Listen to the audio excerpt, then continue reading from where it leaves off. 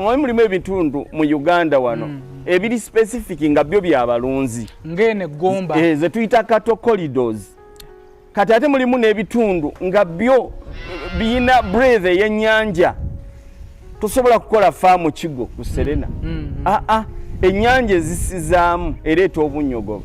Kati agenda okutwalayo ente oba oyina okuŋŋamba ente ne tugigema embeera nti embeera yonna neesobola okujja ente ebeera resistant.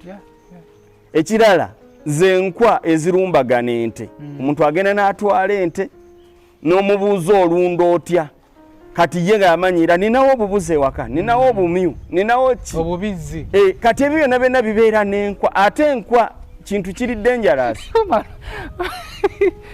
Enkwa ziruma omusota enkwa ne ziruma enfudu ate ne zikomawo ne ziruma ente kati obwo busagwa ne kati sanga kukonkwanga erumya embizi anti akati bine ebibizi engeri byo gye byakulamu enkwa teyina ne weruma embizi teyina musuwa oli ngayomba embizi eyina akasuwa kali kamu kabeera ku matu awalala wonna tebeera na musuwa. Abaana abagira bakola batya abali embizi ekyo kigendako nnyo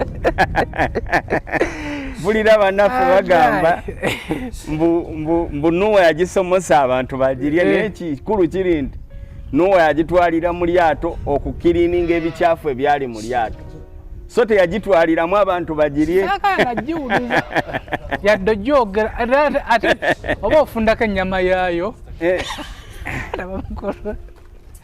kama doli otya so akati empologoma zaali omwo n'ente nga zipamu obusanga kati bw'obulaba embizi ne bagitwaliramu eri amasa so kakati yo teyayina nnyo mugaso mu lyato lwakuba nti abagirya beeyambisa ekyo nti Nuwa yagisomosa nedda yagendayo kugira n'olwekyo okwo kwe kusoomozebwa SB4 kwe tusinkanye.